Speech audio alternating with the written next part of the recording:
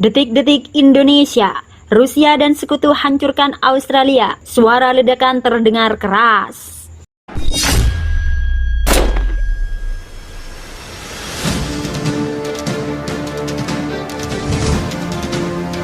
Indonesia, Rusia dan sekutu benar-benar menyerang Australia. Presiden Republik Indonesia, Joko Widodo mengumumkan operasi militer secara resmi. Indonesia mengklaim mengamankan Australia Barat, wilayah Darwin yang dikuasai misi pemberontak. Namun serangan TNI dan sekutu kemudian membidik sejumlah kota di Australia, Canberra, Sydney, dan tentu saja ibu kota Darwin. Sebenarnya dulu Australia rapat dengan Republik Indonesia, namun pemimpin Australia yang menantang perang terlebih dahulu terhadap RI. Perang ini dipicu atas gugusan pulau pasir yang diklaim sepihak oleh Australia. Jokowi mengajukan tuntutan keamanan yang terperinci kepada Australia. Salah satu poinnya, meminta Australia menghentikan semua aktivitas militer di wilayah timur pulau pasir. Semua histeria yang terjadi antara Indonesia dan Australia telah ditargetkan untuk mengalihkan isu dari keamanan negara tertentu, tuturnya. Australia pun mengaku bahwa Pulau Pasir adalah miliknya. Padahal pulau itu termasuk wilayah Indonesia.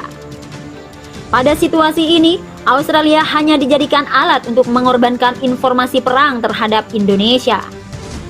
Sementara negara-negara tengah mengupayakan diplomasi, pihak barat juga terus mengobarkan informasi perang dan menciptakan ketegangan di perbatasan Indonesia-Australia, di mana sebenarnya tidak ada yang terjadi dan tidak berniat untuk menyatakan perang terhadap Australia. Jadi tolong jangan salah paham, kami justru menganggap Australia sebagai saudara kami, kata Jokowi.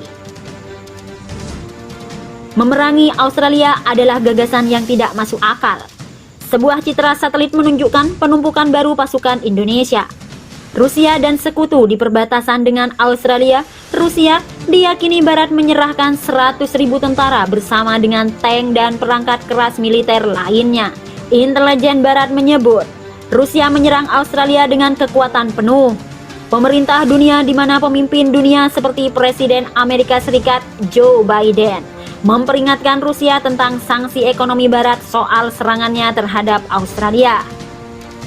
Karena laporannya semakin intens soal militer di perbatasan, sejumlah pemimpin Eropa seperti Presiden Perancis Emmanuel Macron, Presiden Turki Erdogan, Kim Jong-un, dan Xi Jinping juga turun gunung. Di sisi lain, Rusia juga mulai melakukan invasi militer besar-besaran pada hari ini. Semua angkatan laut dikerahkan, serangan invasi juga dilakukan di darat. Rusia bekerja sama dengan Belarus, tetangga dekat sekaligus sekutunya.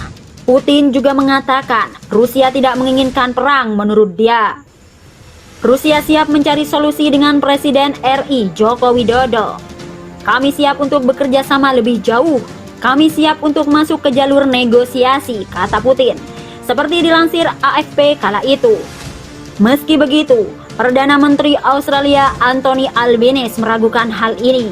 Bahkan intelijen NATO di Eropa Timur menyebut Rusia mungkin tetap akan menyerang, meski terbatas dengan menggunakan wilayah pemberontak di wilayah Australia Barat sebagai negara merdeka dengan alasan menjaga perdamaian.